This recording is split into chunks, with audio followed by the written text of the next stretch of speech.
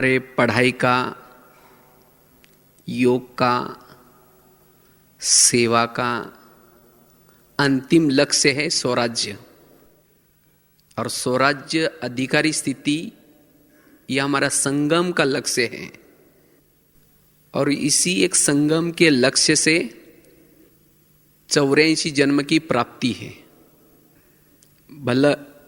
भले छोटा सा युग है, एक जन्म है, लेकिन इस एक जन्म की प्राप्ति से, पुरुषार्थ से 84 जन्म में हमें जो भी कुछ प्रारब्ध मिलने वाली है उसका आधार है ये संगम का छोटा सा जन्म। और उसमें भी पुरुषार्थ कौन सा? स्वराज्य। आज भी बाबा की साकार मुरली में एक बहुत सुंदर महावाक्य था, पुरुषार्थ बड़ा या प्रारब्ध बड़ी? पुरुषार्थ के बिना प्रारब्ध नहीं मिलती। और संगम युग का पुरुषार्थ है स्वराज्य अधिकारी। संगम की नीति है राजनीति स्वराज्य की। सतयुग की राजनीति अलग होगी, सतयुग त्रेता की, और द्वापर और कलयुग की राजनीति तो आप सभी देख रहे हैं। तो उसी नीति से हमें अपना राज्य वापिस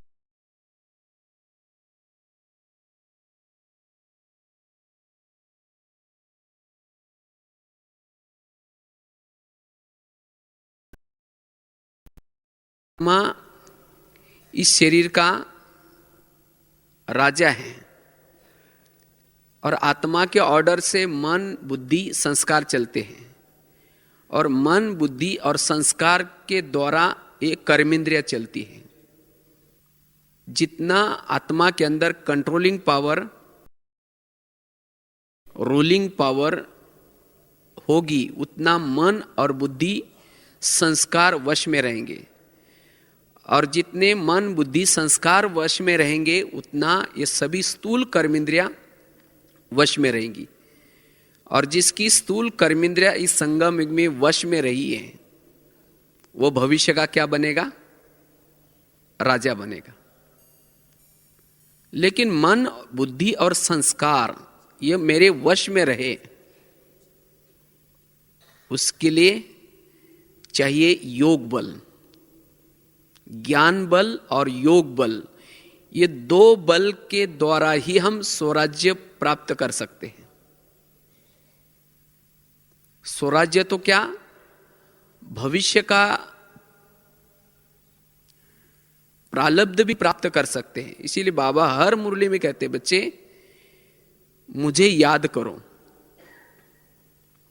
क्योंकि जितनी मन और बुद्धि बाबा के तरफ लगाते हैं, उतना आत्मा में बल आता है, आत्मा में शक्ति आती है।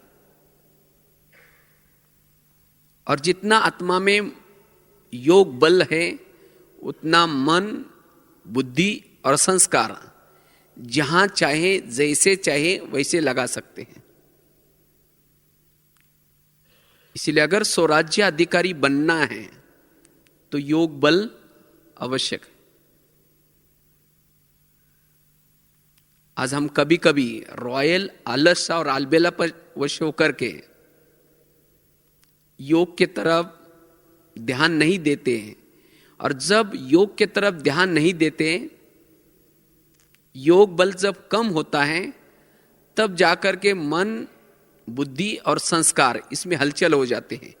वो तीनों आत्मा के ऊपर शासन करना शुरू करते हैं। जैसे कोई व्यक्ति अगर कुर्सी पर है, चेयर पर है, उसका महत्व होता है, सब उसके ऑर्डर मानते हैं। अगर वो चेयर पर से उतर जाए, उसकी कोई भी ऑर्डर नहीं मानता। इसी तरह जब हम रॉयल आलस और अलबेलापन वश हो करके जब योग बल जमा नहीं करते, सोचते कि हमने बहुत किया, बहुत योग लगाया, बहुत सेवा हुई, और योग के तरफ ध्यान नहीं देते, तब आत्मा अपने सोमानों के चेयर पर से उतर जाती है, अकाल तख्त से उतर जाती है, देह भान आता है। और जब देह भान में आकर के मन और बुद्धि को ऑर्डर करो, नहीं मानेंगे। चाहेंगे मन को परमधाम में जाए, लेकिन मन नहीं जाएगा। चाहेंगे बुद्धि को घंटा तक बाबा को देखने में लगाए, नहीं लगेगा। और जब ये तीनों शक्तियां ऑर्डर नहीं मानती, तो बाकी स्थूल कर्मेंद्रिय भी हलचल में आ जाते हैं। और जब आत्मा के शासन में ऐसी प्रक्रिया चालू हो जाती है, तब आत्मा असंतुष्ट हो जाते हैं। असंतुष्टता आती है। जो अंदर से जो खुशी चाहिए, जो अतीन्द्रिय सुख चाहिए, उसका अनुभव नहीं होता। और ऐसा अगर बीच बीच में हमारे स्वराज्य में खंडन होता रहेगा, तो फिर भविष्य में हमें अखंड राज्य नहीं मिल सकेगा।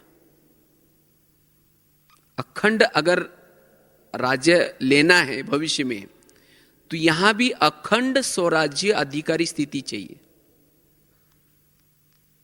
निर्विघन, विघन क्या है? यही तो विघन है। जब योग बल नहीं, तो मन बुद्धि, मन मत, परमत प्रमाण चलती है। कर्मेंद्रिय भी अपने मन मर्जी से चलती है, और जिसको ही कहा जाता है विघन। और उसी समय जो पुराने संस्कार हैं, पुराने संस्कार के वश होते हैं, और जो अधीन है वो कभी भी अधिकारी नहीं बन सकता। और इससे वायुमंडल को भी हम खराब कर देते हैं, अपना समय भी व्यर्थ जाता है, संकल्प भी व्यर्थ जाते हैं। भले दिखने में हम तो लगते पुरुषार्थ कर रहे हैं, लेकिन अंदर जो जैसा चाहिए वैसा पुरुषार्थ नहीं होता। इसीलिए बाबा ने खास अटेंशन दिला है, रॉयल अल्लाह अलबेला की तरफ ध्यान दो। तो इसे हमें अगर स्वराज्य प्राप्त करना है, तो योग बल को जमा करना बड़ा जरूरी है। योग बल और साथ में ज्ञान का बल भी चाहिए, क्योंकि ये दोनों तीनों की प्रक्रिया किस तरह से चलती है। समझो अगर हमने अमृत वेला योग ठीक नहीं किया, ऐसे आलस अलबेला वश होकर के किया, योग बल कम है, फिर हम आए, मुरली सुनी, और फिर जब कर्म क्षेत्र पर जाते हैं, तो कर्म क्षेत्र पर जाने के बाद कोई चीजों को देखने से या कुछ संस्कारों के वश होने से मन में संकल्प चलेंगे, लेकिन बुद्धि में ताकत न होने के कारण बुद्धि न चाहते हुए भी मन में वो संकल्प का फोर्स रहेगा और संस्कार बन जाएंगे। इसीलिए ज्ञान होने के साथ साथ बल भी चाहिए, और वो बल आता है योग से। योग से कंट्रोलिंग पावर और रूलिंग पावर आते हैं। इसलिए ज्ञान के साथ साथ योग भी आवश्यक है। और केवल योग करने से भी नहीं चलेगा। अब योग तो किया, लेकिन बुद्धि यथार्थ निर्णय नहीं करेगी। ये करना चाहिए, क्योंकि ज्ञान बुद्धि में नहीं है, तो भी कंट्रोलिंग पावर, रूलिंग पावर नहीं आएगी। तो ज्ञान और योग दोनों बल के आधार से हम कंट्रोलिंग पावर और रूलिंग पावर को ला सकेंगे, और तब जाकर के आत्मा शक्तिशाली स्थिति का अनुभव करेगी, आत्माभिमानी स्थिति रहेगी। और जिसकी आत्माभिमानी स्थिति है, वो अपना स्वराज्य अच्छी तरह चला सकेगा, निर्विघ्न चला सकेगा। अगर आत्माभिमानी स्थिति है तो गुण और शक्तियां साथ में रहेगी। जैसे राजा जब कहीं चलता है तो राजा अकेला नहीं चलता, राजा के साथ मंत्री होते हैं, साथ में उसकी प्रजा होती हैं, अधिकारी होते हैं। इसी तरह जो आत्माभिमानी स्थिति में रहता है, सोल कॉन्शियस स्थिति में रहता है, उसके साथ शक्तियां भी होगी, गुण भी होंगे। इसलिए बाबा कहते बच्चे आत्माभिमानी स्थिति को बनाओ।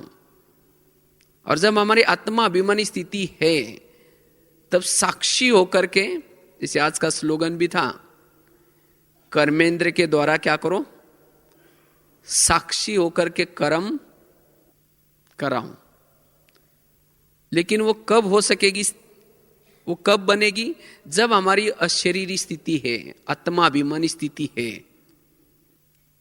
तो स्वराज्य लेने के लिए सबसे पहले हमारी चाहिए आत्माभिमानी स्थिति, अशरीरी स्थिति, और वो बनेगी योग से। योग बल और ज्ञान बल, अगर ये दो बल हमारे पास है तो अशरीरी स्थिति रहेगी, आत्मा जागृत रहेगा।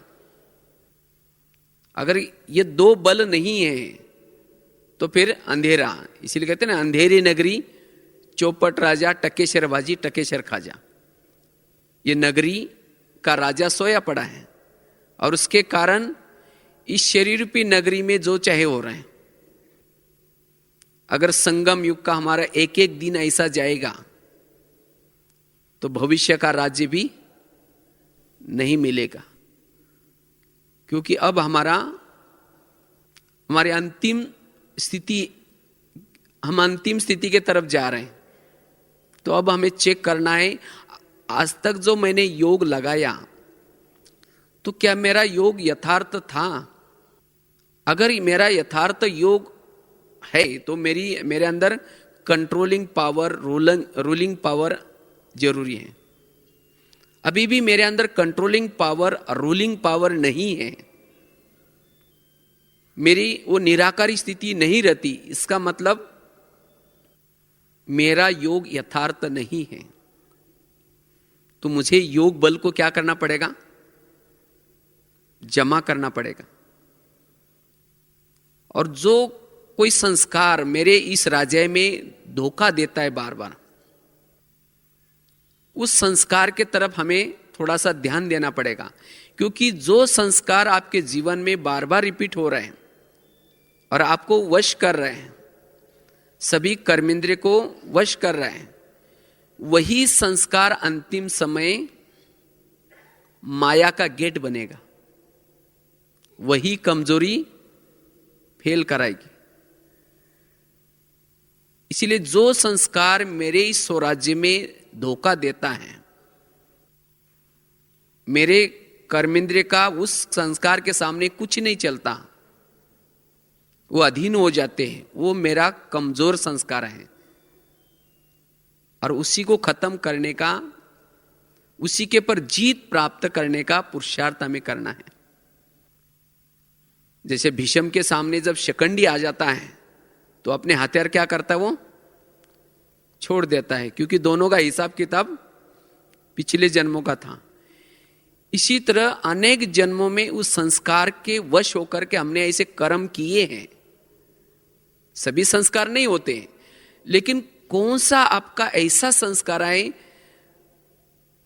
जो उसकी कोई बातें आपके सामने आ जाते हैं तो आप भी हथियार डाल देते हैं, अर्थात उसके वश हो जाते हैं। तो वो है कड़ा संस्कार। और उस संस्कार को हमें क्या करना है, जीतना है। और इसलिए उस संस्कार के नॉलेजफुल होना बड़ा जरूरी है। इसीलिए बाबा कभी कभी मुरली में कहते हैं ना, बच्चे जो गलती होती है बार बार, उस गलती को क्या करो, बाबा को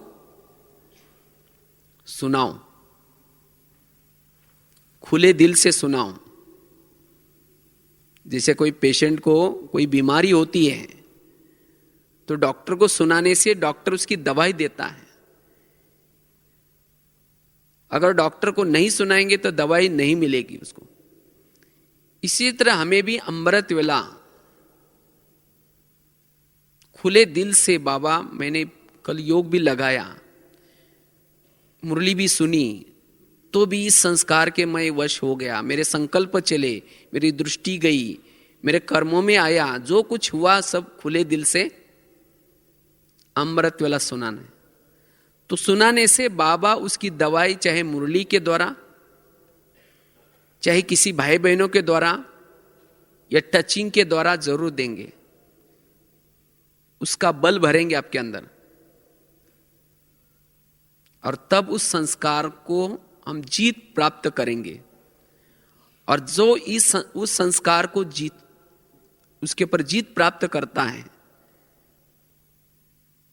वही राजा है। इसीलिए स्वराज्य अधिकारी बनने के लिए हमें उस कड़े संस्कार के ऊपर जीत प्राप्त करनी है। और वो कड़ा संस्कार भी क्यों आता है? क्योंकि हम कभी कभी एकदम जैसे रॉयल आलस और अलबेलापन वश होकर के बैठ जाते हैं, और उस समय जब शांति से बैठ जाते हैं तो अचानक क्या होता है, वो दुश्मन वो कड़ा संस्कार वार करता है अचानक। इसीलिए सदा हमें उस अशरीरी स्थिति में, निराकारी स्थिति में जितना हम निरंतर रहते हैं उतना वो संस्कार से हम बच सकते हैं। कोई भी संस्कार, कोई भी विकार जब देहाभिमान आता है तब अटैक करता है, और जब उस संस्कार के वश हो जाते हैं तो सभी कर्मेंद्रियां उस संस्कार के अधीन हो जाते हैं। आत्मा चाहता नहीं कि ये करे, चाहता नहीं व्यर्थ बोले, चाहता नहीं आंखों से व्यर्थ देखे, लेकिन तो भी आंखें व्यर्थ देखेगी, मुख व्यर्थ बोलेगा। इसको कहा जाता है वश। और जो आत्मा ऐसी 2-4 दिन 8 दिन भी अगर उसके वश में है तो उसके कितनी एक जन्म की बादशाही गई। वहां सतयुग में वो क्या बन सकेगा? वो दास दासी के रूप में होगा। फिर इसलिए बाबा कहते बच्चे, संगम का एक एक दिन, एक एक पल,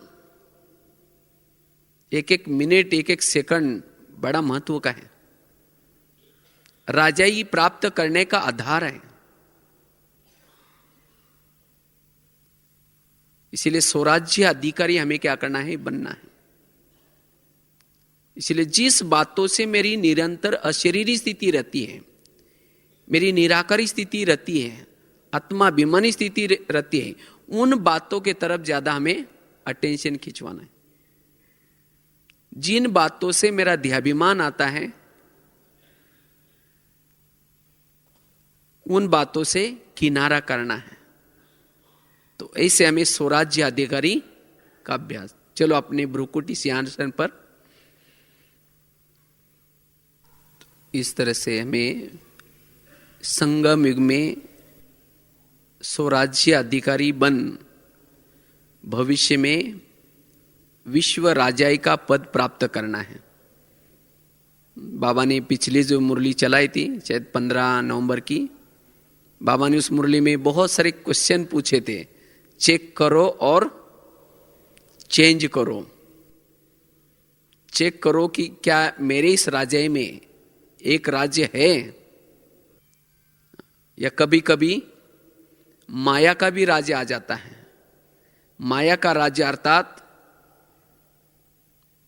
मन जो चाहे सोचे, बुद्धि जो जहां चाहे भटके, श्रीमत के विरुद्ध संस्कार, सभी कर्मेंद्रियां माया के अधीन, इसको कहा जाता है डबल राज्य। और सतयुग की दुनिया कैसी है? एक राज्य। तो जो यहां संगम युग में अपने कर्मेंद्रिय पर, अपने शरीर के ऊपर एक राज्य, एक बाबा का ही राज्य, श्रीमत का ही राज्य जिसका है, उसी वो दुनिया में राज्य पद प्राप्त कर सकता है। तो चेक करना है क्या मेरा निरंतर अखंड एक राज्य रहता है या कभी रॉयल रूप में माया भी आकर के राज्य करती है।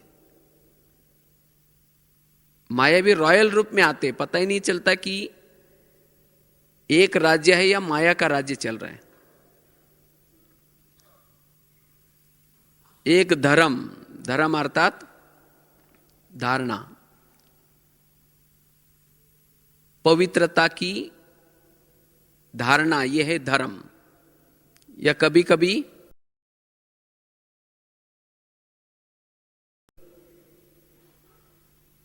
अपवित्रता भी हो जाता है, अर्थात धर्म